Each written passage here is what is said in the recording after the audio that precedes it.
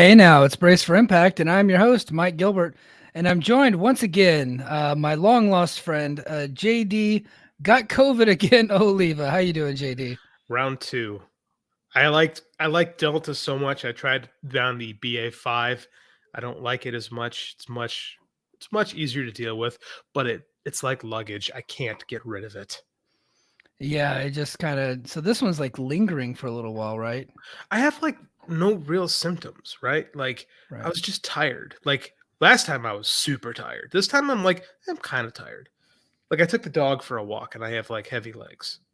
I live in the Yeah. country, so don't worry about me like walking. I don't live near people. So Yeah. it was like my legs are just heavy and I'm annoyed.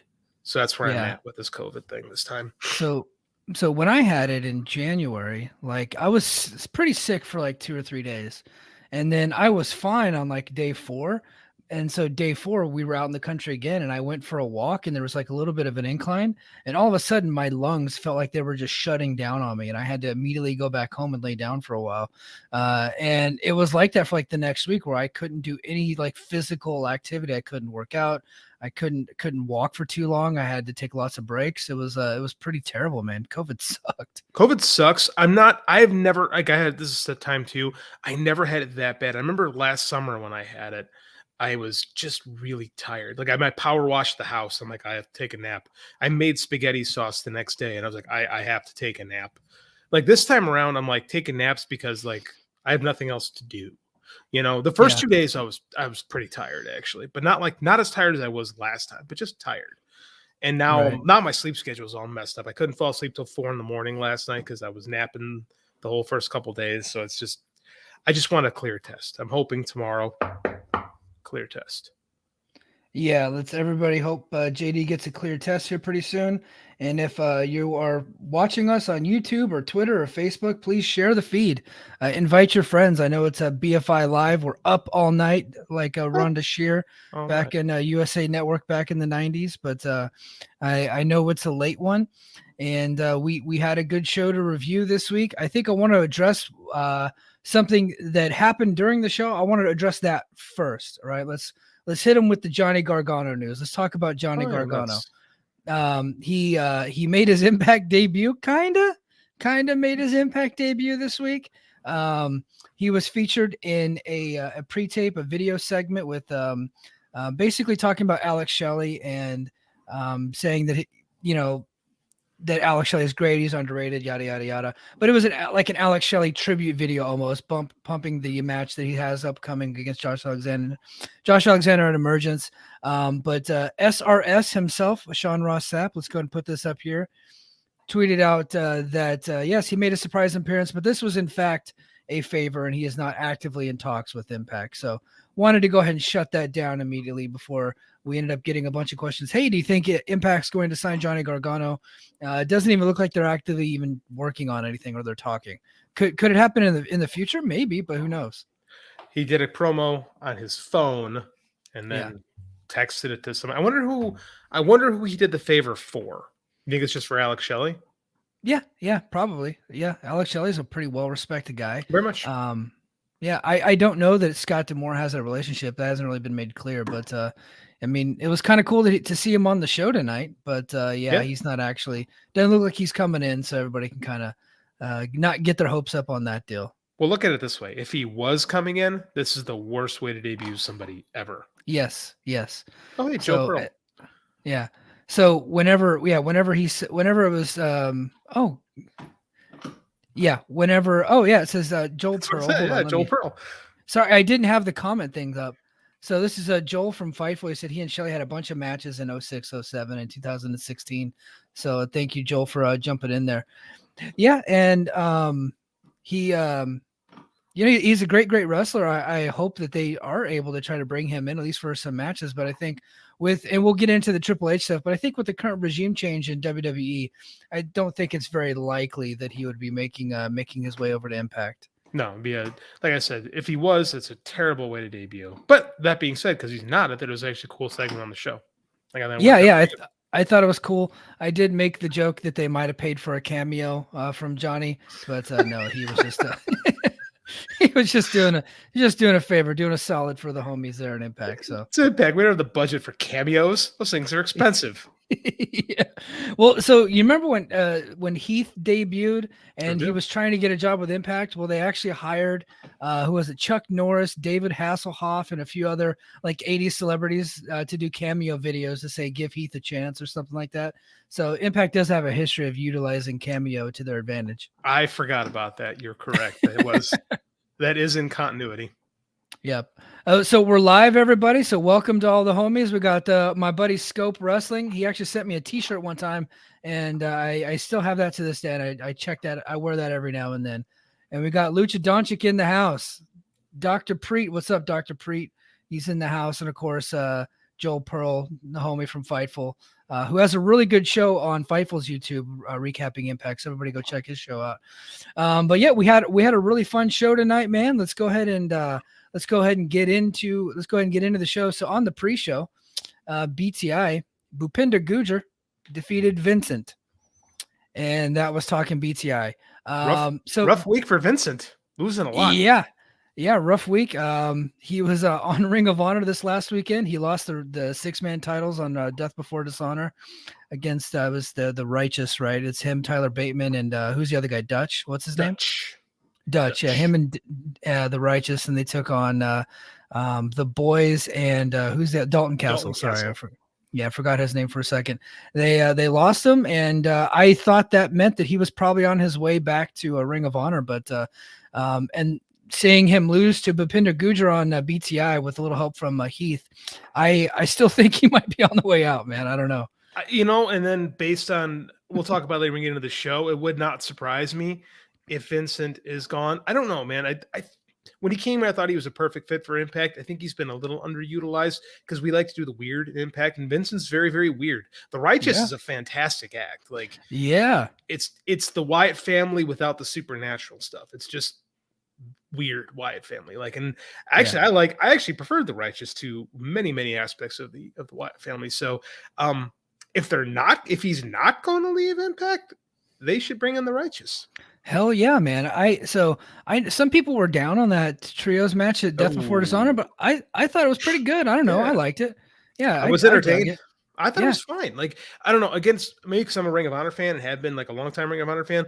Like Dalton Castle and the Boys is one, and clearly Tony Khan is too. Because Dalton Castle and the Boys, the original Boys, is a great act, and the Righteous is fun. So yeah, it's good Ring of Honor stuff in that one. Bro, I don't know if you saw this, but we have a mutual friend. I'm not going to say any names. That's kind of plugged into Ring of Honor. He said that Dalton Castle and the Boys, dude, like he does not like them at all.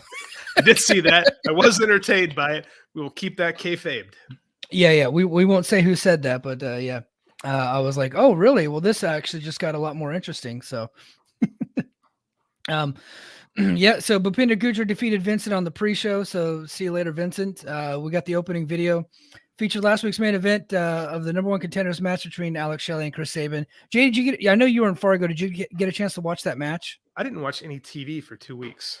Oh man! So on your quarantine, man, I suggest you go and watch it. It was outstanding, really good match, definitely.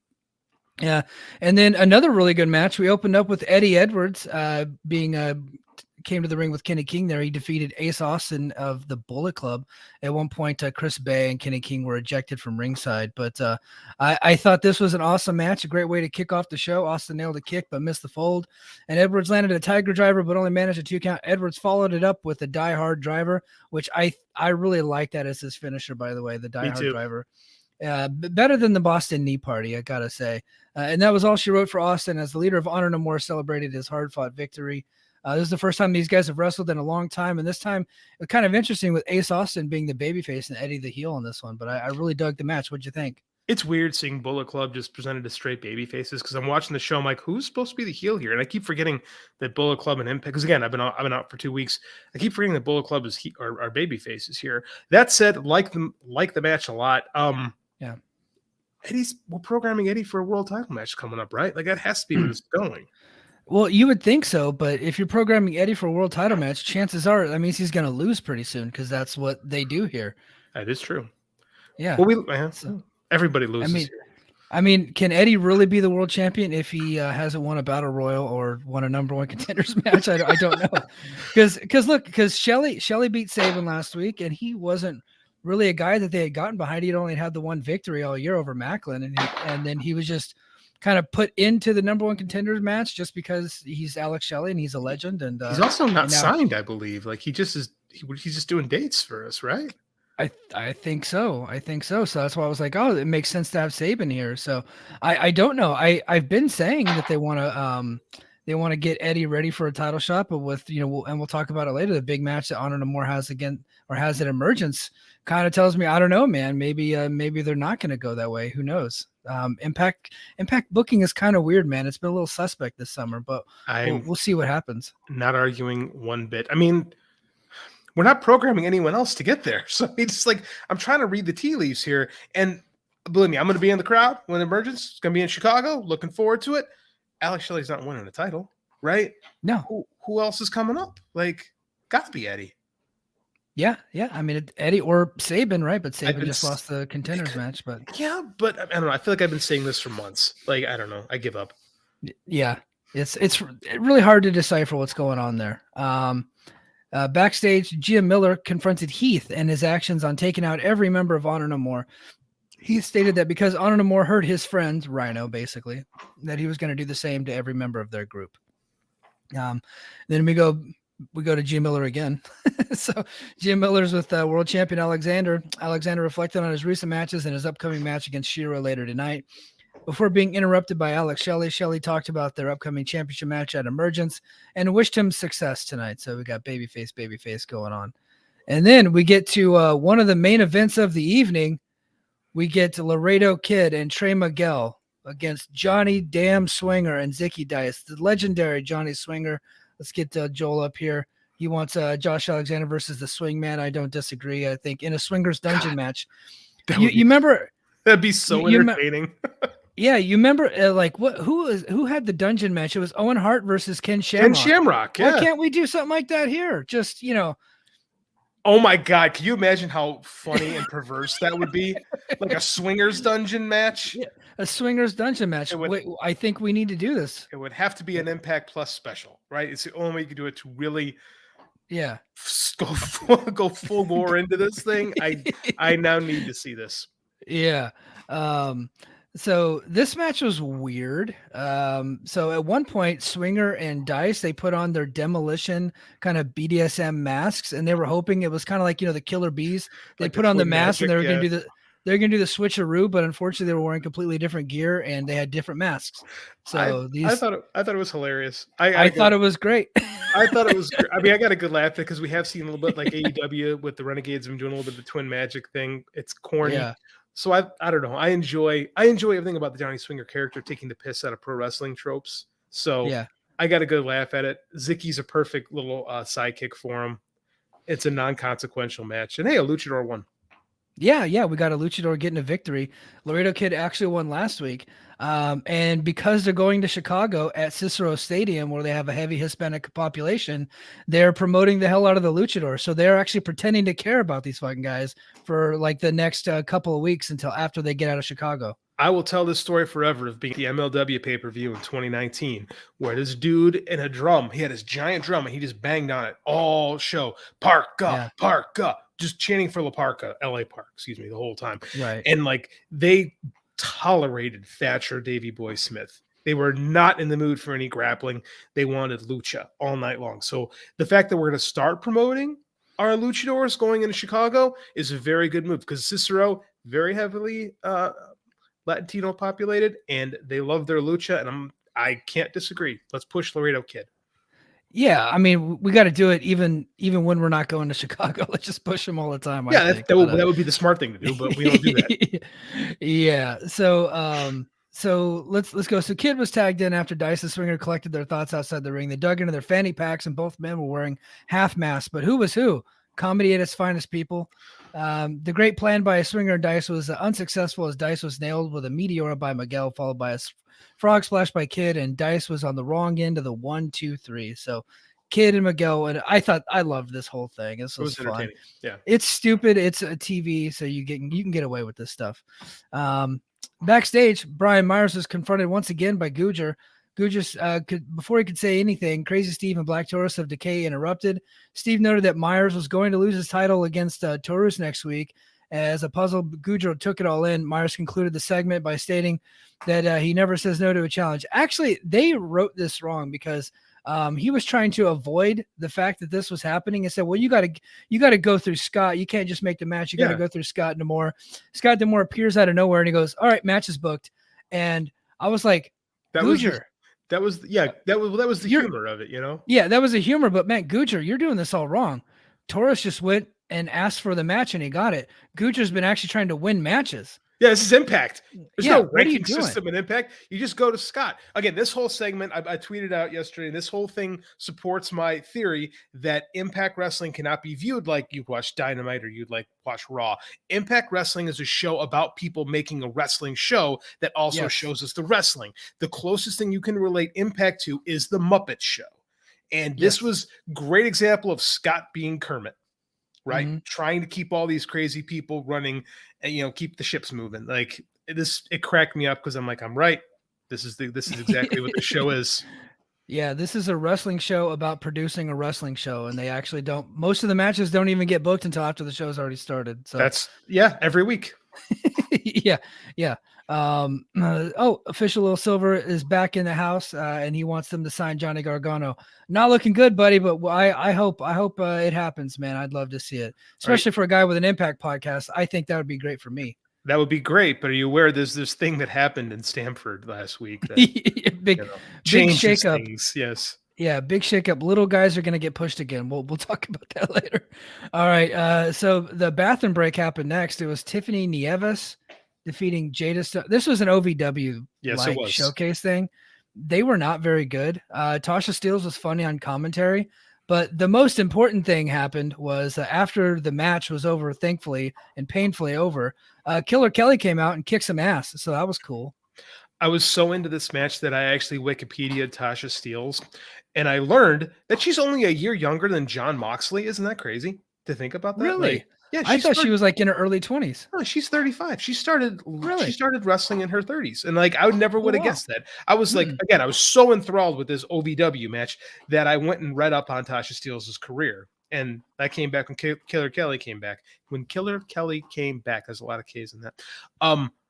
That's awesome. I'm really happy she signed. She signed an extension too, right?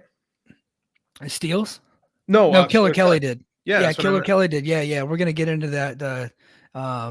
Foreshadowing, sir. We're gonna get into that in the news segment. But I thought it was Bray Wyatt at first of all. That red. No. Killer Kelly is here, and she's gonna be around for a while. So good looking out there. And it looks like we're gonna get Killer Kelly and Tasha Steelz at Emergence. So that'll be fun. Stay tuned for that. Yeah, it should be fun. Then we had a backstage promo featuring Violent by Design sitting in a stairwell. So Eric Young was on one side of the stairwell and Diener was on the other side, sitting down opposite. They were like on the staircase. Like they were like, Eric's on the up and Cody's on the down, and they're having a conversation. And I hate these things. They're having a conversation into the camera. Like it worked. It's fine. It was weird. It was weird. But basically, they were just talking about that they were going to take out Motor City Machine Guns. And then after that, they're going to take out Kushida. So, and then a video package aired focusing on the greatness of Alex Shelley leading into his world championship match at Emergence. And we had comments from Chris Sabin, Johnny Gargano. That was the big surprise. Kushida, Sami Callihan, Scott D'Amore, and Trey Miguel. I really thought this was an effective way to build up that match. I really love this. I think Impact does the best video promos in the game as far as like pushing, not just recapping, because WWE does like, I watched Raw this week with the 3-hour Raw. Impact doesn't just do video packages to wrap things up. They like use video packages to push a story or like get you into the idea of a contender. And this is a great example of it. Like this makes you appreciate how awesome Alex Shelley is. And it's getting me excited for the match, to be honest with you. I don't expect him to win, but hey, they're selling me a ticket. Yeah, absolutely. I'm really looking forward to the match too. And Alex Shelley is an absolute legend of Impact, and should be great. Josh Alexander defeated Shira in a non-title match. It was two bulls battling. Alexander followed up a running crossbody as Shera was sitting on the ring apron. Singh attempted to get involved, but it was all Alexander as he sent Shera back into the ring, locked in the ankle lock, and picked up the submission victory, looking strong in a really quick match. Heading into emergence, I dug this. I don't mind a good squash match. Shera's an intimidating looking guy. It kind of reminded me of I'm gonna really date myself, but like the first episode of Saturday Night's Main Event was Hulk Hogan versus Nikolai Volkov. And he just comes down, and Nikolai's just a big heel that once had a little bit of credibility, and he just got his ass kicked in a few minutes. That's kind of what it reminded me of. I don't hate I think some people get so wrapped up in the kayfabiness of it that I think that we lose the value of having your world champion out there beating people, right? I think AEW's done a great job of it with Jon Moxley. And people are like, why is this guy getting the title match? It's like, so we can watch the best guy in the company wrestle. That's why. That's it. Like, there's nothing wrong with having your world champion out there beating people. Like, it made me think about this too. I'm like, oh, we kind of got this with Josh and Shera tonight, and we kind of had Roosh and Mox last night. Different match altogether, but I mean, like the idea of just getting at no point do you think that the champion is going to lose, but that's okay because we just want to see the best guy out there kicking ass, right? Yeah, there's nothing wrong with that. So I was a big fan of this. Yeah, big fan of this. And you know what? I got to give it to him. Shera, he had a match a couple weeks ago against Rich Swann, and I know that it was Rich Swann carrying him. I totally get it. But for what he did and the part that he played, I thought he was very good playing that big heel. And I thought he was good against Alexander. He didn't have to do much, right? But I think he plays his part pretty well. I dig what he's up to. Here's a hot take for you. Shera's gotten better. Yeah. No, absolutely. 100%. He's not as bad as he's never going to be a great worker, but I think he's gotten a lot better. I really do. Yeah, no, I feel you. I feel you 100%. Backstage, we have Gia Miller with the Moose. Gia questioned Moose on whether he had an alliance with Steve Maclin, and Moose told her that was ridiculous and denied any loyalty to Maclin before taking off. So I think, you know what? As we know here on Brace for Impact, Moose is a liar. Yes. First hand. Hey, Moose, congratulations on signing your new contract. I haven't signed a contract. 15 minutes later, the press release hits that he signed the contract. Man lied to us. I appreciate that. I appreciate a professional wrestler just straight up lying to me. And he did it so nonchalantly too. Yes. Like he had no problems. Like, I'm just gonna lie to these two fucking white guys. Straight up lied to us and had no qualm with it. And I say thank you. I understand professional wrestling is a giant con, and I appreciate people who don't try to convince me otherwise. Yeah. Backstage, Honor No More was upset about the continuous attacks by Heath and ran into D'Amore. They asked him what he was going to do about it, and he also demanded a world tag team title match. Before D'Amore could properly respond, Maria started yelling from a distance. Honor No More took off to find out what happened. They were looking for Mike Bennett. That was left off of this verbiage here. D'Amore looked at Edwards and wished him luck with his crew, and he went into his office as Edwards scrambled away. So yeah, they're foreshadowing something bigger happening later. Backstage, VXT. I know they're called Vexed. I understand this, but you don't get me to pronounce a vowel unless you give me a vowel. I'm sorry. It's VXT. Sorry. Well, that's how these things work. When you neglect the vowel, you're supposed to do the consonants together and pronounce the word. Although, because we have NXT and our brains are so programmed, you look at that and you don't think Vexed, you think VXT, right? So I'm with you on that. Well, and they haven't explained what VXT stands for yet, so I'm waiting to hear back. And so how are they? Do they frustrate people? Because that's what you vex them. Like, I'm vexed, I'm confused, I'm upset. Like, is that when I saw the symbol or the letters or the acronym, I was like, it must stand for virtuosa, and X can be and. But then I was like, wait a minute, what does the T stand for? Because it's Chelsea Green. I don't know what the T. So I'm like, I don't know what the T could actually stand for. And I know it's a play on NXT. Yeah, Lil Silver's hopping in. It's a play on NXT, and it's something that Perazo had started. So he said, I think the name was going to be used when they were part of NXT, so they were going to be VXT. So he said he's going to do more research. Impact should just tell us. Then it would be VXT. It wouldn't be Vexed. We don't call that show Next. We call it NXT. Well, people who don't watch it might call it Next, but no, it's NXT. Mike, what do we say about casuals on this show? Fuck the casuals. That's right. 100%. Yeah, Every we don't day. care what they think. No Don't way. like their feelings. Don't like them at all. Nope. But anyway, backstage, VXT was planning a party before Jessica interrupted. So, okay, JD, you've been gone for 2 weeks. So they found Jessica Havoc in the undead realm, and she has been manipulated into being some type of party girl.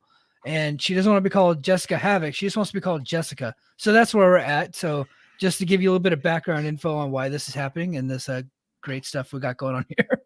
Jessica stated that she liked to party before Rosemary and Taya arrived on the scene. The Knockouts World Tag Team Champions reminded Jessica on who their enemy is coming up at Emergence before dragging her away.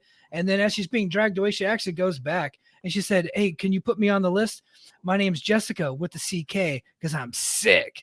And I was so mad at that point when she said that because I started laughing. Me too. Because I laughed so hard and I was like, damn it, I'm supposed to hate this segment, but you made me laugh. So now I'm even more mad. What the hell, Havoc? Okay. I'm really, because I remember when this happened, I was really glad that I missed it. The whole thing, because you know how I feel about the undead realm. Yeah. And I saw this and I'm like, this is so bad. But then she did that because I'm sick and I started laughing and I had the same reaction. I was just disappointed in myself. Yeah, because I'm like, I don't have to I know I really should be better than this, but I'm not. And it's unfortunate. I had high hopes for myself. So but, I think no longer. Once you subscribe to my theory that Impact is in fact the Muppet Show, it makes a lot of this stupid stuff a lot easier to digest because you're not supposed to take it seriously. You're supposed to think it's stupid because it is stupid. So just embrace it and be like, yes, this is stupid. Yeah. They're aware of it. They're all in on it. Oh, yeah. And they're having fun with it. You could tell. Yeah. I get the feeling like when they produced it, they all probably started laughing their asses off at just how ridiculous Havoc was. Well, you know, we don't do a take 2 in Impact. So, I mean, I give them a lot of credit for that. Yeah. Raj Singh was in the ring complaining about Alexander's victory over Shira. Oh, so I read the reports for the spoiler reports. Apparently Shira was legitimately injured here. So I hope he's okay. Really? I don't know. Yeah, no like actual injury report has come out, but they said that Tommy Dreamer and others actually had to help him out of the ring, and it was actually a longer segment. They had to go home early, so they actually edited a lot of that out. I forgot to mention that. So, yeah, we hope Shira's okay there. But he said he wasn't leaving. Yeah, sorry about that. He said he wasn't leaving and wanted justice. The lights went out, came back on. Callahan in the ring, hits him with a bat. Boom. Cactus Driver 97 before grabbing the mic and stated he was coming after Moose and Macklin. So, you weren't on the show last week. I have a theory. Go for it. I want to hear it. It's not really a prediction. It's just an idea. What if at Emergence we get the Switchblades, Moxley and Callahan versus Moose and Macklin? The Switchblades are back on the indie scene. They just worked a tag match against the American Wolves, Richards and Edwards. And we've seen AEW talent come over before. They're not really hyping it up because it's on a Friday night. It might actually go head to head with Rampage, but is that something that's even possible? I will give you $10,000 if that happens. Hold on. I'm going to clip this. Okay. AEW is not going to let their world champion appear in Impact again. It's not going to happen. Well, it's not like it went too bad last time. No, it went great last time. It was some of the best TV we've produced, but it's not this time. It's not going to happen. All right. Would it be great? Absolutely. I'll be there. It would be fantastic. Yeah. But I don't foresee that happening. That being said, let's play real world. Like, let's live in the real world. Who's Sammy going to tag up with? Exactly. So I'm racking my brain and I can't think of anybody that's on the roster that he would be tagging with because he doesn't have any fucking friends in this company. Nobody likes the guy. That is true.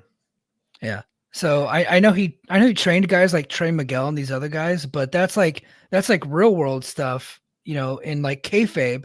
He doesn't really have any friends in the company. So I'm like, you got to go outside the company, right? That's a main event angle though. You're bringing in John Moxley. Like, I mean, that would be, you would advertise, that would be the main event.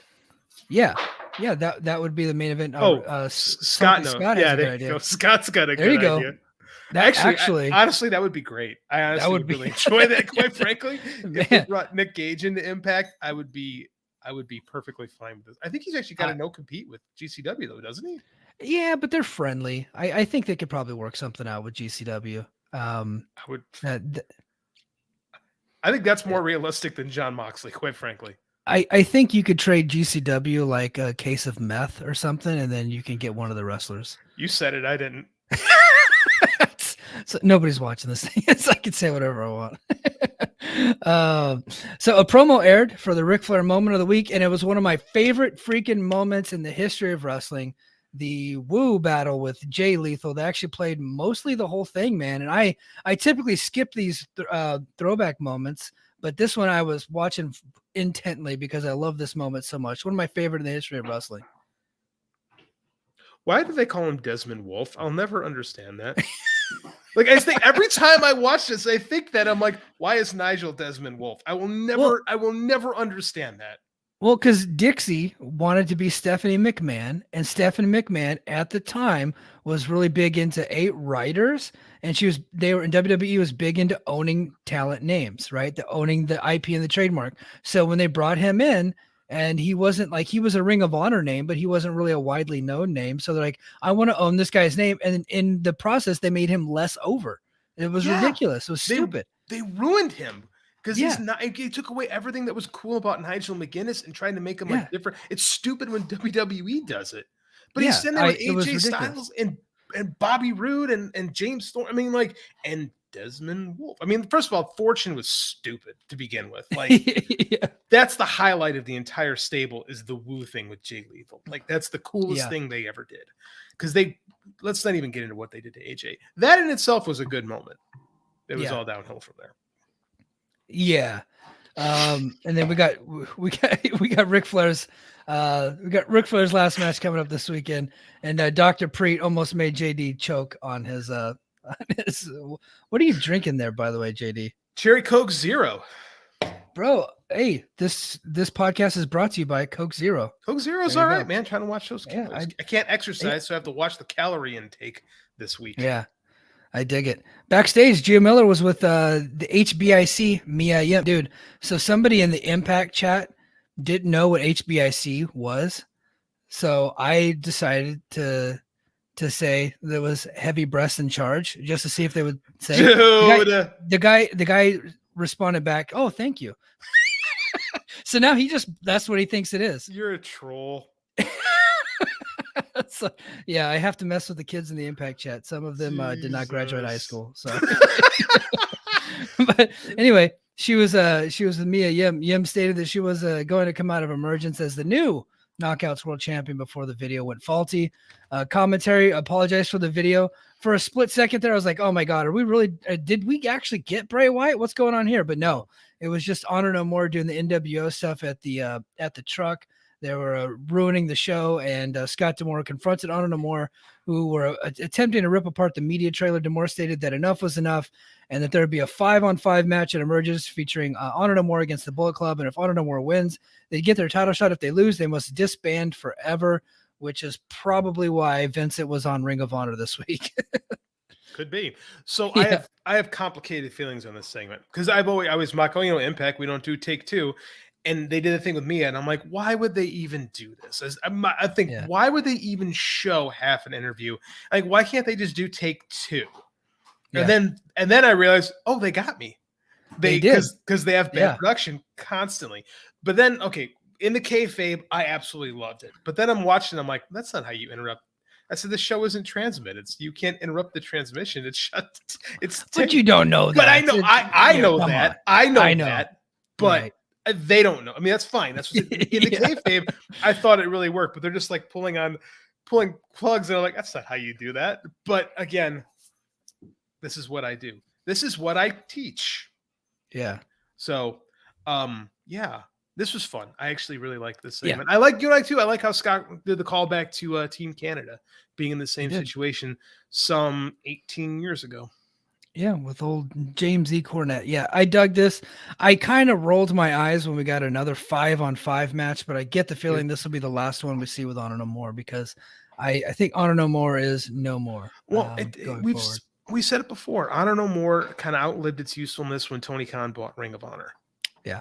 Right? It was a great idea. And again, I never thought they were quite pushed to the level they should have been pushed. I think they should have been the NWO from day one and run roughshod. They didn't really see it that way. They did it, whatever. I mean, like, you critique art by what it is, not by what you think it should be. So I'm not going to be that Right. guy. Yeah. I think it's time. Yeah. Yeah. I think it's time. I think I'd like Eddie with OGK together. And like you were saying, bring in the Righteous. If Vincent's not going to sign with Ring of Honor, I'd like to see them bring in the Righteous. And then Kenny King can go do Kenny King things and be in the X division and do his deal there. And then PCO is a top baby face in the company. So, which is people cheer him anyway. This thing about this Honor No More, all they have linking them together is that Ring of Honor connection, right? yeah. And now it doesn't make sense because Ring of Honor is alive. I don't know if it's alive and well, but it's alive. I paid money for their pay-per-view, which I said I wasn't going to do, but I did because I'm a moron. Why is Vincent hanging out with these guys, right? Why does this weirdo with the tight pants and the dreadlocks hanging out with Mike Bennett? Like, it doesn't make sense. Why do they hang out with PCO? Like, the only thing linking them is ROH. And if ROH isn't part of this anymore, it's just time to move on, right? And Yeah. I think that's for everyone's benefit because I think if Vincent stays here, which I'm advocating, he could be so much more, right? Yeah. If you just bring in the Righteous whole cloth, let him be Vincent, you've got kind of your own poor man's Bray Wyatt, right? Because you can't get that guy. But Balloon Guy can do a lot of good things, right? I'm a fan. Like, let Kenny King be Kenny King. Yeah, I do too.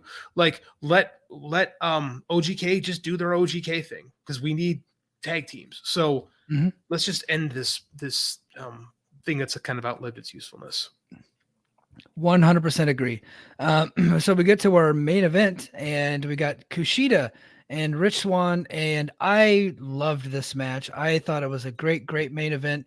It's like the fourth week in a row that if Dave Meltzer actually watched this, he would actually rate the matches, and this is probably like above 4 stars. I really enjoyed the match. Both guys are fantastic. Kushida countered with some chops, and Swann missed with one of his own into the ring post. We're back inside the ring after both men collided in the center of the ring with flying crossbodies. Kushida recovered quickly, and Swann soon found himself locked in a Kimura lock by Kushida. Swann got to the ropes, and Kushida continued to focus on the left arm of Swann before Swann was able to make a comeback. Swann missed the Phoenix Splash, and Kushida went right back to the left arm of Swann. Swann managed to hit Kushida with a top rope Hurricane Rana, but when we went to follow up by climbing the turnbuckles again, Kushida recovered and caught Swann on the top rope. Kushida locked in the hoverboard lock on the top rope, flipped him over, sent both himself and Swann crashing down to the mat, and got the victory. Awesome match. Great main event. What'd you think, man? Really good match, surprising result. I wasn't surprised, because they haven't really gotten behind Swann a lot lately. So I mean, Kushida doesn't work here, right? Kushida is going to come in and then he's going to go back to New Japan. If he does mostly stuff in the US, it's going to be strong. So he'll show up here and there a little bit. It was surprising to me that they put him over the guy who's going to be here for, every day, who's our former world champion, I think we've all forgotten that Rich Swann's a former world champion. Good match. Loved the match. One of my favorite matches of the week. A lot of good wrestling this week, actually. I was just surprised by the result. It I don't want to say disappointed me. It just surprised me in a way that I didn't love, Yeah. Well, I think that we might be getting Kushida versus Speedball at Emergence, and Speedball will get the victory for Team Impact here. Kushida has a connection with Scott D'Amore. I think Scott D'Amore trained him for a little while. So Scott D'Amore trained everybody. Like, I'm not surprised to see that. It's just like with the New Japan guy, his priority is going to be New Japan as always. Yeah. So and then Kushida, I believe he wants to go home. So I think that's one of the reasons with him leaving. So he's going to spend most of his time there. If he comes here on occasion, cool, no problem. But it's not like he's a guy who's going to be here every show. Again, I just wonder if we're not doing enough with Rich Swann, as a guy who's a former world champion, who was involved in one of the biggest matches in this iteration of the company's history, him and Kenny Omega, a big match. Biggest match in Anthem-owned Impact history. Yeah. Yeah. So I don't really feel like we treat him like a main eventer in a company that I think is hurting for main eventers. Because again, we can't figure out who Josh is going to go up against next, right? Right. We got a guy who's a former world champion who's just kind of there. And sitting there waiting to win a gauntlet match or a battle Yeah. royal or something for another title shot, even though he doesn't Yeah. I win just every week. Yeah. I as we talk about booking being sketchy. I mean, I think we've got this weird thing going on right now. Whereas I think last year, I think the matches all time weren't great, but I thought the booking was pretty solid. This year, I think it's kind of opposite. I think we've got good matches every week, but I don't think our booking is top notch sometimes. Where I just Yeah. don't understand. I don't understand what we're doing all the time, and I don't understand why we're doing it. Yeah, and they're relying on good matches to make up for the booking, Yeah. but unfortunately, the ratings are reflective. They've been down quite a bit lately, and it's because I just don't think that the stories are all that interesting, and how we get to these good matches aren't that interesting. So the matches are still good They're as good. Yeah. standalone matches, but the stories leading into the matches, I don't really care too much about. It's just weird to say that I think that there was a time when good wrestling was hard to come by, right? In the Yeah. mainstream, where most wrestling on TV was god awful, right? If you go back and watch Nitro and Raw, Nitro, you get some good wrestling from the luchadors or from the cruisers, and that was like it. And then you'd watch Mhm. Raw, and they never have good matches on Raw. Now we got good matches, well, not everywhere, but most weeks, like Mhm. we have really good matches across multiple platforms, right? And like, I feel like I don't want to say it's easier to have a good match, but I feel like we get a lot of good matches where I don't It's feel like we get a lot of good storytelling. And I'm not just talking Impact, I'm talking across the board, yeah. right? Like we had one good episode of Dynamite, we had some good booking, and people were losing their minds because we had decent storytelling, right? Like Yeah. that should be because we can control that, right? That should be the thing Mhm. we should have more frequently. We should have like good storytelling all the time. I don't know, man. It's this weird thing I've been thinking about lately. No, I feel it. I thought tonight's episode was really good. I mean, look, it was It bookended was. by two great matches, Hmm. and then I thought the short matches that they had in the middle were effective, and Yeah, I liked them. They didn't overstay their welcome, so no I like problem. that. Except for the OVW showcase, I thought that was a complete waste of time. I thought the moment that bell rang, Killer Kelly should have came down and killed both those chicks. I They almost feel should like not have let them wrestle. I almost feel like we were watching a tryout match, and I'm like, I don't need to watch your tryout matches. Scott should be watching Yeah, your tryout matches. I don't need to watch tryout matches. yeah, The wrestling was fine. The wrestling was good. It was better than fine. It was good. The storytelling, I scratch my head at sometimes.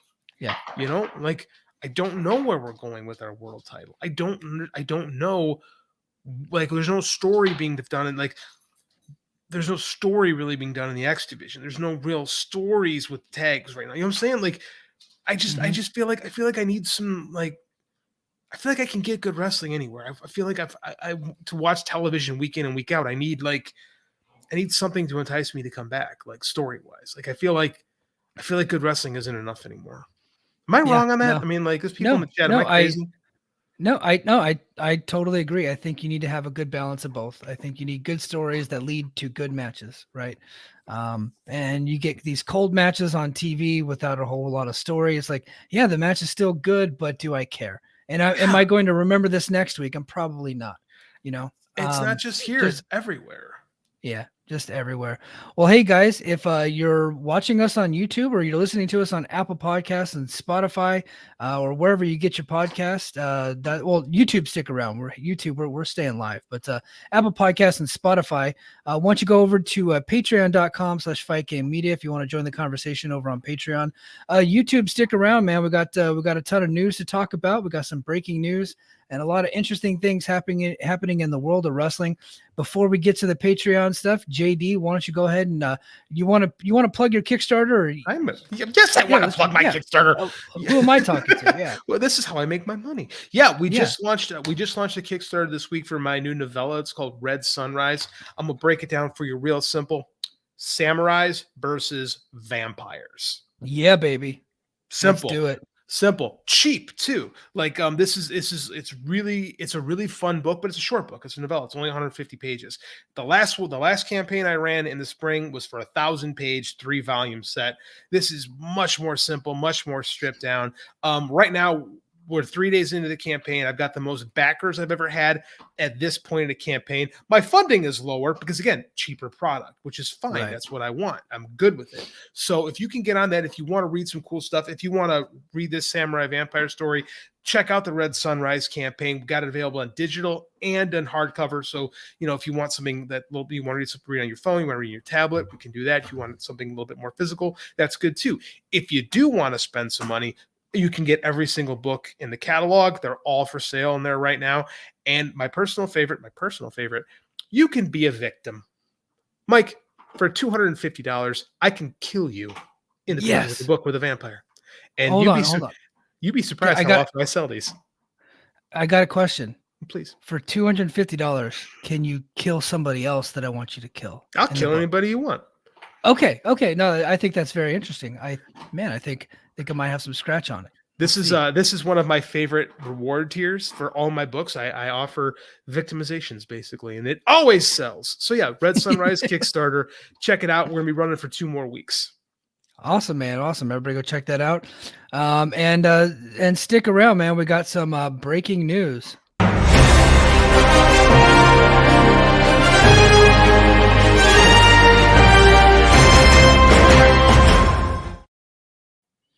All right. I love so that, man. Proud of that. That's so great. That was teamwork, man. Teamwork makes the dream work. Our top story. Boom. We got Vince McMahon. Controlling this narrative. I know. All right. He's not actually going to the CYN. But last week, Vince McMahon resigned from the WWE in shame due to being a perennial sexual predator after leading the company for over 40 years. Paul Triple H Levesque, will now take over as head of creative and talent relations, while Stephanie McMahon and Nick Khan will take on co-CEO roles. So that's the big news. I know it's not exactly Impact-related news. We typically wait for the very end of the show to do kind of what's happening in the rest of the world of wrestling, but I thought this was very topical. And it affects the entire industry as a whole. This is probably the biggest story to happen in wrestling in a very, very long time. I would say, WCW dying and Chris Benoit are probably the next 2 biggest stories, right? So would agree with you. Yeah. Yeah, and I think that's going to have far-reaching effects all over pro wrestling. And JD, should AEW be worried with Triple H now being in charge of WWE creative? Oh, I thought we were going to cue the next video. I don't. Are we going to cue the next video? No. Okay. Sorry.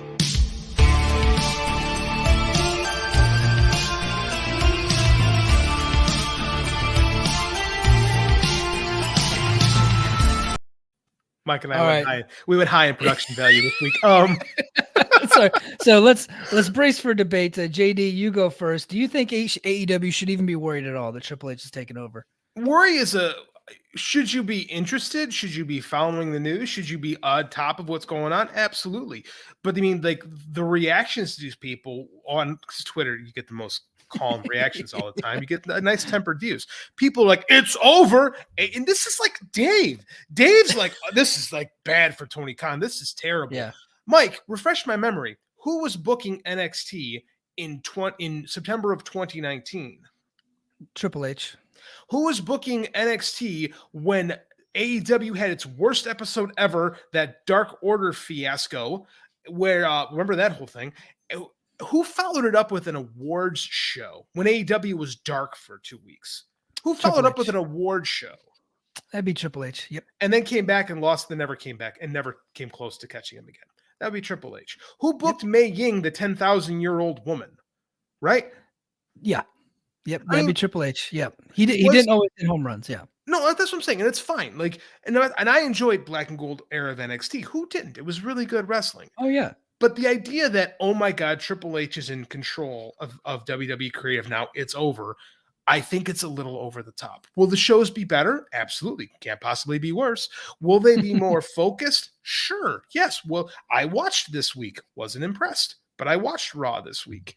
Everyone's like, oh, this is markedly better. I'm like, wow, I'm glad I've not been watching.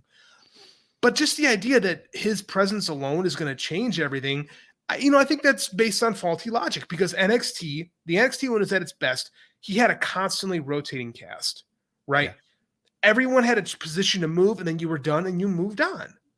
You don't have to use guys time and time again. That is challenging. When he did do that, we had, Adam Cole in the Undisputed Era doing the same thing for 2 years. We had Johnny Gargano looking at his hands, wondering why he was so violent. Like, will it be better? Yes. But AEW beat him head to head when Triple H was on there. That was his show. Yeah, it was his show, but I don't think that that's very fair to Triple H. Not that you have to be fair to. I don't want to ever be fair to multimillionaires. Yeah, but so one of the reasons why I stopped watching NXT is because Vince would take all of my favorite talent, he would bring them up to the main roster and then ruin them, and oftentimes he would do it in the middle of a story. Right, they would be in the middle of a storyline, and they treated it like it didn't even exist. And so when you got the bigger audience on SmackDown and Raw, and they remind you time and time again that NXT doesn't matter, eventually you're going to start believing it, and that's what happened. And NXT was the Black and Gold from 2014 to 2018, 2019 timeframe. That was my favorite TV show. That was my only mandatory show that I watched every week was NXT.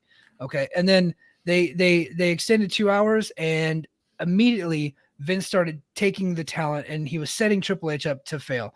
Now, I do think that he might have competed a little bit better had that not happened. I think that's a pretty fair statement that if he wasn't getting sabotaged left and right and having his guys taken from him, and not only taking from him, they're taken from him in the middle of stories, and they go up to the main roster and they weren't being used, or if they were, they're being used in piss poor storylines and made to look like fools. Killer Cross went and as the world champion went and lost to Jeff Hardy in like 30 seconds, had to come back and defend his world title on NXT, right? Immediately. I think if those things didn't happen, the competition, I'm not saying NXT would have won. I don't think they would have won because AEW had the bigger stars. They had Jericho, they had Moxley, they had all these guys. They had the Young Bucks, Omega. They had the better talent on their show. NXT had some advantages because they had the bigger budget and they were on USA Network. So there was a little bit of advantage there, but I think that overall AEW had the better talent pool to pull from. Had that not happened, I think the competition would have been a little bit closer for a little bit longer. Now, with Triple H having the full thing at his disposal and the limitations on talent of what talent can be on Raw and what talent can be on SmackDown, I think should AEW be worried? No. Will they have a tougher time retaining talent when it comes to contract time? Would Kenny Omega start to look a little bit a better option at WWE going forward with a guy like Triple H in charge? I think that he would have a better chance of being the top star in WWE now that Vince is gone. So those are the things that they should look into. That I agree with. I do think, and that's good for wrestling where guys have opportunities to work. Absolutely. That's great for wrestling. I think that WWE being more willing to look at indie guys again or guys from AEW or whatever is a good thing. But I don't think that's with Triple H comes and that's the thing. Like Cody Rhodes already proved that's the thing. Cody Rhodes was a mid-card guy in WWE and he became a star outside of him, became a big star in AEW. And then he goes to WWE and gets the treatment. Like that was nothing to do with Triple H. That was Cody and Vince, right? That's that thing. I think what it comes down to is this idea. We have this idea that if WWE is good, that's all people will watch.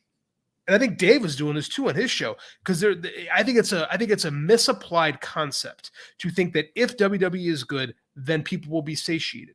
Because history has proven when wrestling is at its most popular, we have multiple options.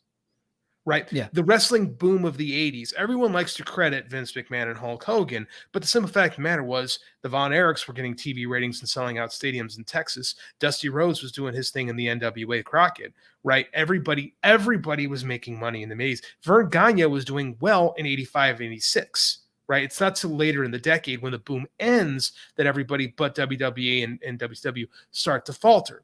In 97, 98, 99, when we have that second wrestling boom, we have WWE and WCW, right? We have options. ECW gets popular. When WWE gets to do its thing on its own, then things contract, right? Thank you, Scope. Like, this is what I'm saying. Is like this idea that AEW fans only are watching AEW because they don't like WWE.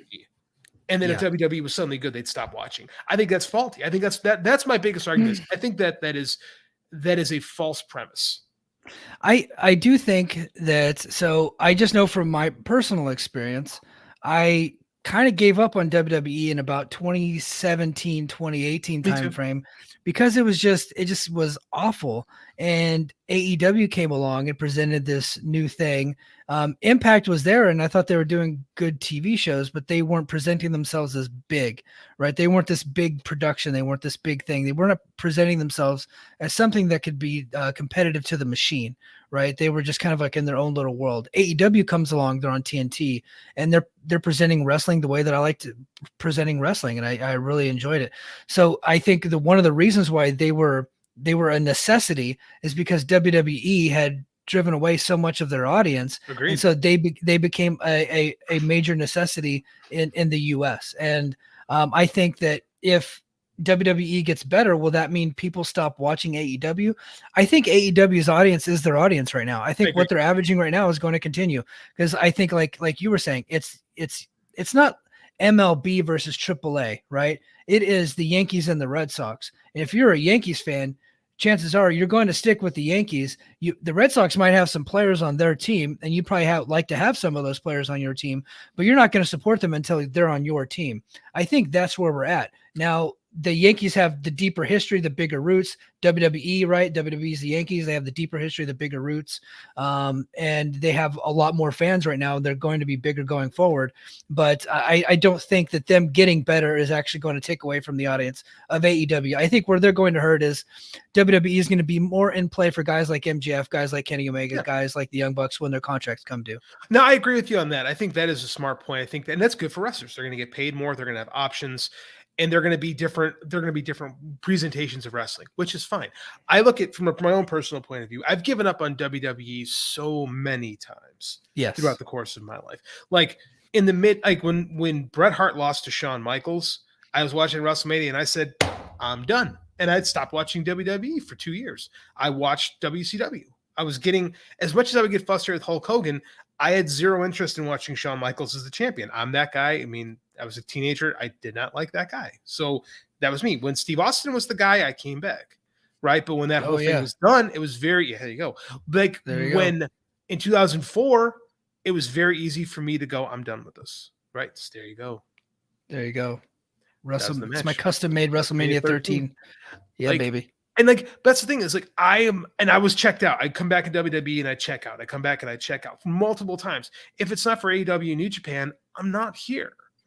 I don't. And again, the things that I like about pro wrestling are not in WWE's DNA. You think Stephanie McMahon is really going to change the way they present things? You think they're not going to have scripted interviews? You think they're not going to be WWE? Even Triple H like, we cannot run the main roster the way we run NXT. Correct. Will it be better? Yes, but it's not going to be NXT. No, and it can't be. They can't be in a dimly lit little studio and doing their things, and you can't have Poppy on every show, because that worked, because that was, NXT was kind of, and I liked it because I obviously like a metal fan, so NXT was kind of like the heavy metal show, and you can't really do that with Raw and SmackDown, because WWE is celebrity wrestling. It is. That's what it is. AEW is a bit grittier. Rumor has it that WWE might go to TV 14, which means I don't think that we're going to get like the Attitude Era, like tons of sex and whatever and vulgarity. I don't think we're getting that, but I do think we might get a little bit more of a grittier product, and I think that's good too. I think that appeals more to me. I agree. So I think the quality is going to be raised on both shows, and I think that's going to be good for everybody involved. I agree. I think that if WWE gets better, I'm more likely to watch WWE. Now, if Tony Khan freaks out and like starts doing a lot of bad booking and bad decision making, and they don't get a TV deal and their show gets unwatchable, I'll just stop watching that, like I did with WCW. Yeah. Right. I love WCW. I was there till the end, but I mean, like, my investment was low in 2000.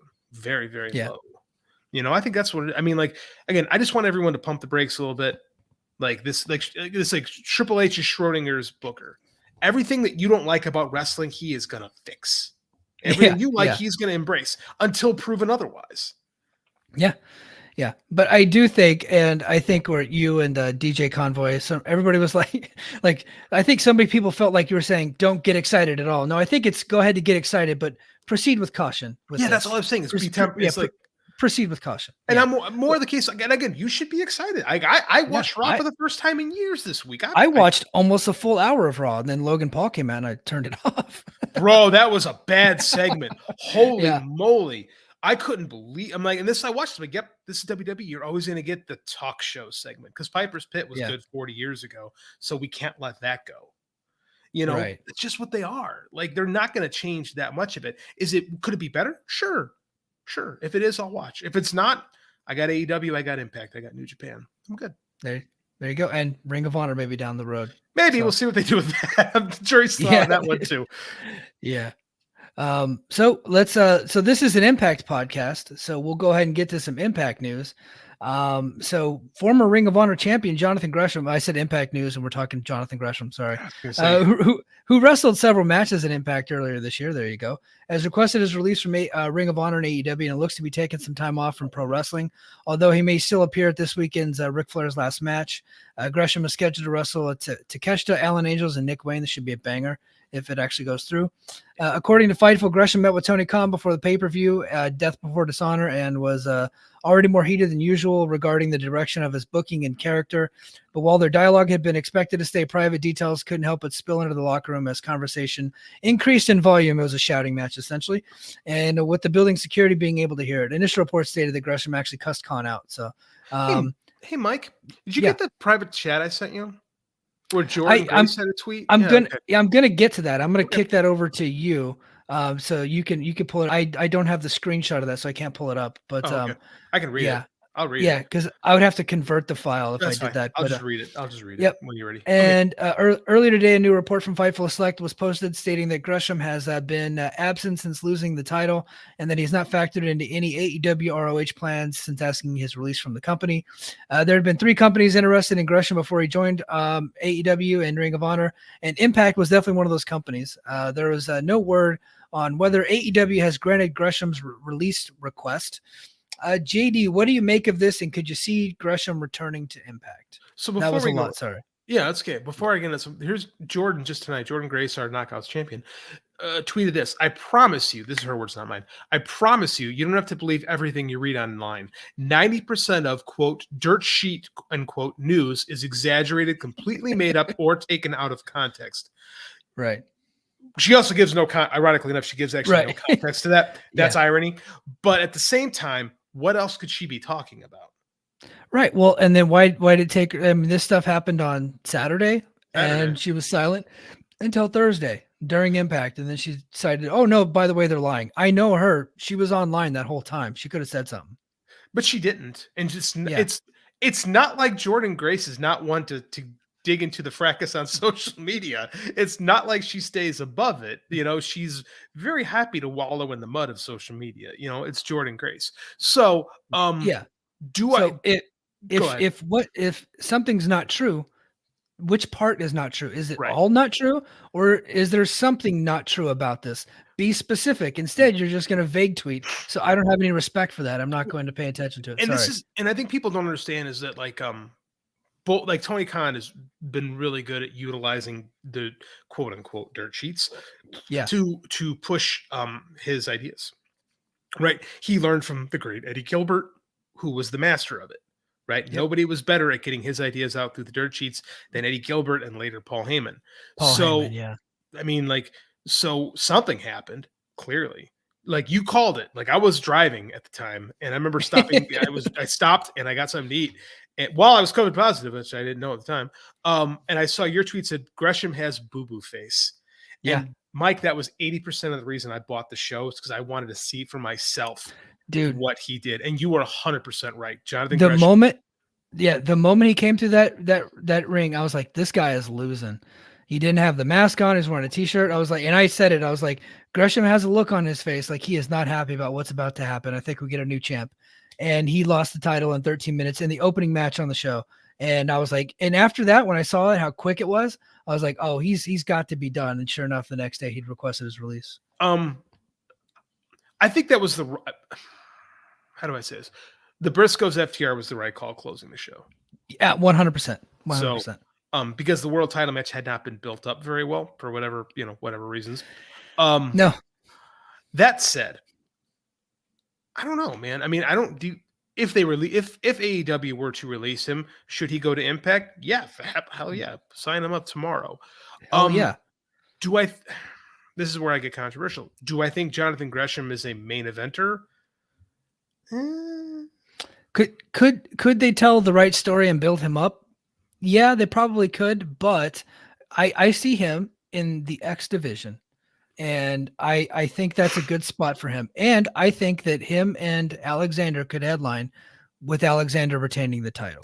When On he a was here, plus special. when he was here last time, he was not as the Ring of Honor World Champion.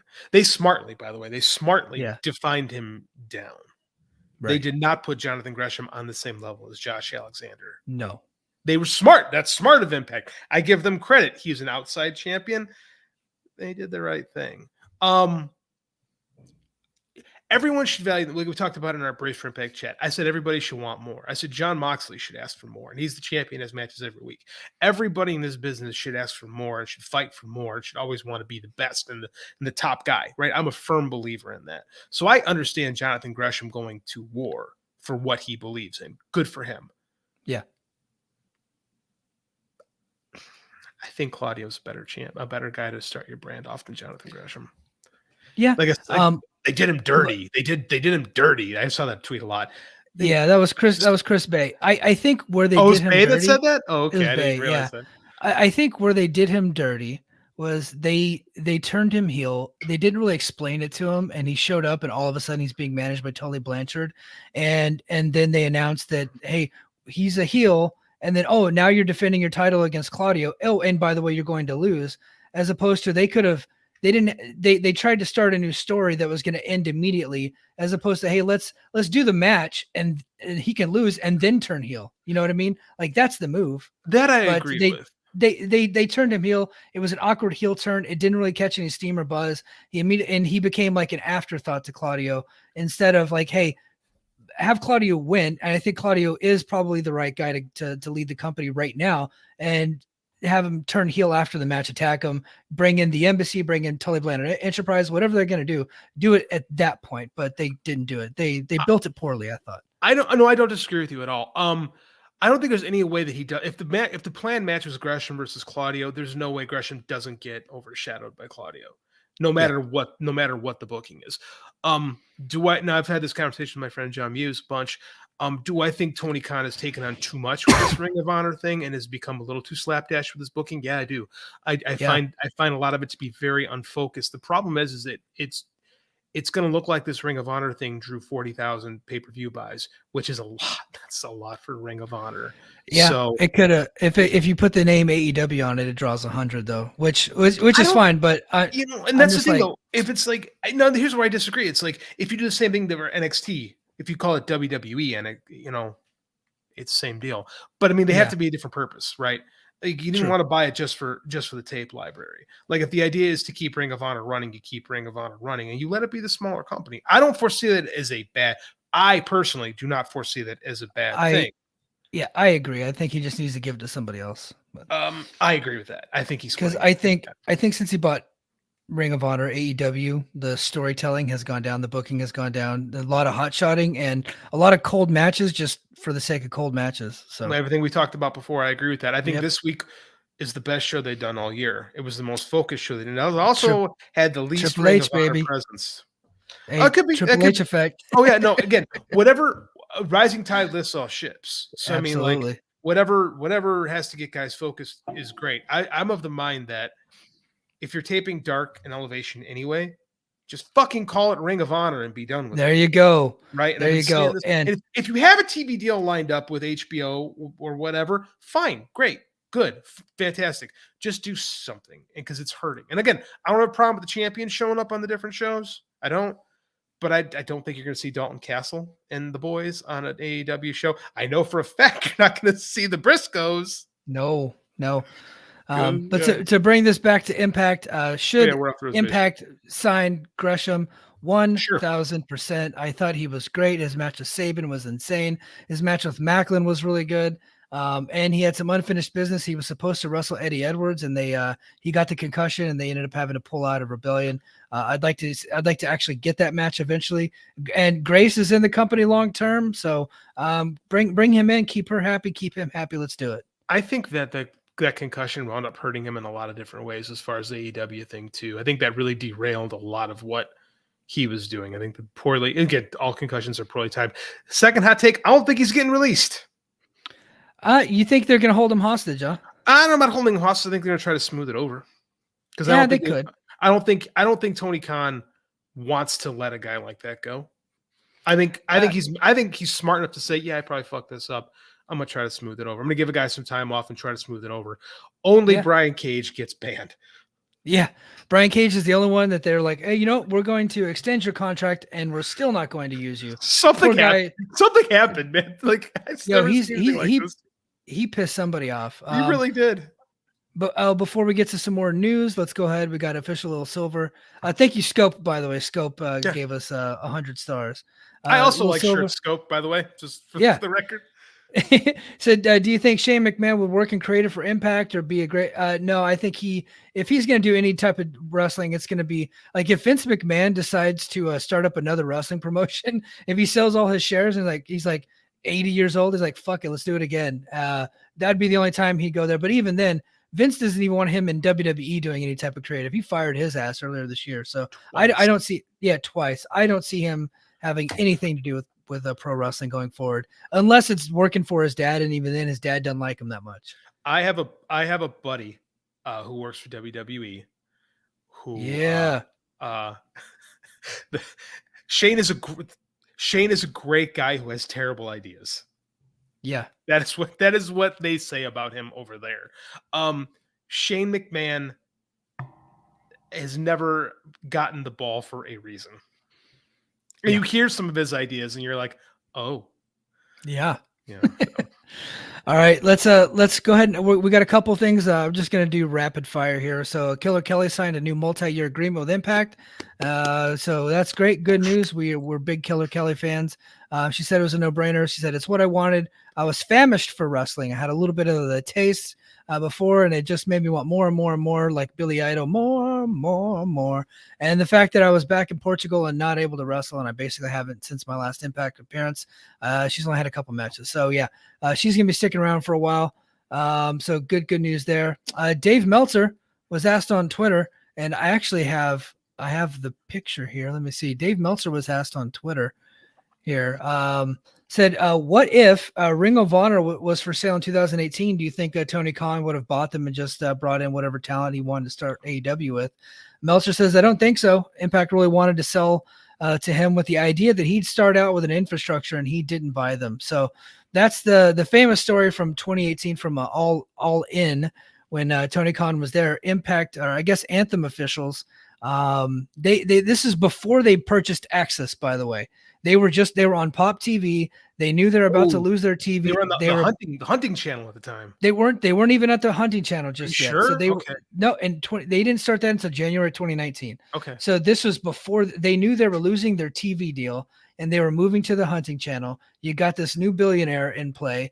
And I think they probably tried to talk Kenny Omega into coming in, and because they had the Don Callis relationship there and Len Aspers from Winnipeg. And obviously they just didn't have the scratch to do that.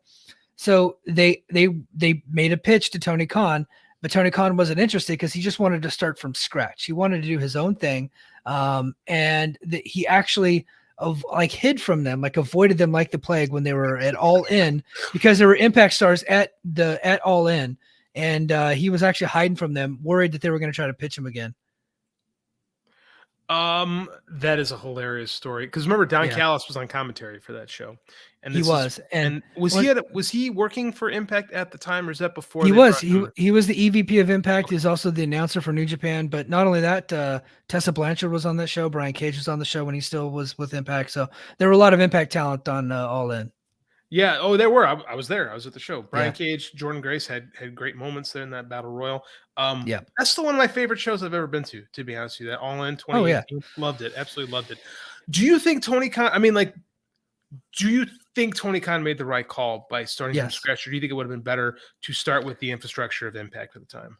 when I think if Anthem had to do it over again, they would have bought the tape library and started from scratch the way that Tony Khan did. Because when they had, if you buy Impact at the time, you got to remember, go back to 2017, 2016. There's a lot of baggage there. They had turned off a lot of people, and Anthem buys the company. They bring in Jeff Jarrett in 2017. That goes sideways. So at the time, they're looking at getting rid of the company. They had bought a lemon, they thought. Thankfully, eventually, D'Amore and Callis are able to balance the books and actually get that thing straightened out, work out a lot of the contracts, cut the fat. They got rid of Bobby Lashley, EC3, all these guys that were really expensive. They got rid of all those guys, slimmed down the roster to where they only have like 10 to 15 people under contract, and they're using freelancers. Outside of that, kind of like the All Japan model, the ECW model. So that stuff was still in progress. That hadn't happened yet. Now that Anthem bought Access TV, I don't think that they'd be. I'm not saying they wouldn't be willing to sell. I think if somebody made them the right offer, they absolutely would sell. Like I said, everything's for sale if you got enough money, right? Mm-hmm. But I don't think they would have actively pitched it today. If a Tony Khan were to come around, I don't think they would pitch it today the way that they were looking to in 2018. But did Tony Khan make the right decision? Absolutely, because if they bought Impact, there was a ton of baggage with Impact at the time. So I don't think that would have been the right move for him. Impact was also Little Slivers in the chat saying they were doing like $1 million on Pop. That's not accurate. They were doing like 400,000 at the tops. 400, yeah, 400,000. That's Spike. They were doing $1 million, like kind of at the end. Yeah, I just wondered. I mean, like, because it's a different company, and I don't. Vince Russo did a number on this place in Dixie Carter, right? So I mean, they had to rebrand completely because of all the bad stuff they brought toward the end. And Hulk Hogan and Eric Bischoff. Don't let them get away with their shit. Never. No, you're right. Never let Hulk Hogan and Eric Bischoff. They absolutely ruined this place. Right? They did. They absolutely destroyed it. So you had that. I mean, it's so crazy to me that Time Warner at the time, Warner Media would have a conversation, but with Tony Khan about a brand new property. But if you'd have pitched TNA, they'd have been like, "No, we're good." Yeah, isn't that crazy to think that? No, I agree too. He was totally. It's so weird to me because we talk about prestige and stuff like that. AEW had zero prestige when they started this place, and Impact with the long history, 20-year history now, it had former NWA ties. Different, right? He would have bought bad baggage. Isn't that crazy? Yeah. Yep. But I do think right now, if somebody were to come along right now, Impact with they got 20 years of television, they got this massive tape library, they got they have their own network, right? They actually have like like Impact Wrestling Channel. That's a legitimate channel on cable services right now. So they have their own channel, their own app. They got all these assets. I think it is a much better buy right now than it was in 2018. So if somebody were to come along and purchase it, it's propping up Access. And Fight Network. And Fight Network Canada, yeah. Yeah. And that's why Anthem bought it, is because it was the highest rated show on Fight Network. At the time, they had UFC at the time, and Impact was still the highest rated show on Fight Network. So Canadians like wrestling. They absolutely do. But sorry, go ahead. No, I was gonna say it's funny that you talk about that because we keep talking about now that Nick Khan. By the way, this co-CEO thing in WWE, that ain't gonna last. There's some Game of Thrones stuff going on behind our backs that we don't really know all about yet. It makes a whole lot more sense to buy an asset outright than to lease it permanently and spend a lot of money when you continuously lease it. So, for the record, my money is on Comcast purchasing WWE within the next 4 to 5 years. That's been my money since Nick Khan came in and he started cutting people loose and trimming the fat in WWE, which it was, kind of heartless thing to do at the time. But if you look back on it, maybe if that's what they were trying to do, get their profits up so that way they can sell. Probably right thing is a little strong, but business wise is probably the smart thing to do. But I think it helped wrestling, to be honest with you. I think it provided enough talent to help AEW, because AEW, you compare that roster in 2019 to where it is now, it's unbelievable. I think you compare the Impact roster to where it is now to where it was back in 2018. Well, 2018, there a lot of the AEW guys were there, but like when AEW, like from where it was in 2020 before all those releases happened, Impact's got a stronger roster right now than they had. Like WWE was in such a horde mode for such a long time that they had guys they couldn't possibly use. So at the end of the day, maybe it was the right thing to do. You know, I a bit heartless, but I think it didn't work out for every single person. Poor No Way Jose don't have a job, but for a lot of people, it yeah, but ended up working out. he's had opportunities though. He was Yeah, here yeah, for a cup of coffee and didn't really, like I don't. There's a lot of people that get fired from WWE. You never hear from them again because they really don't want to be in professional wrestling. They just want to be in yeah. WWE, and those They people want to be celebrity wrestlers. they aren't going to be successful.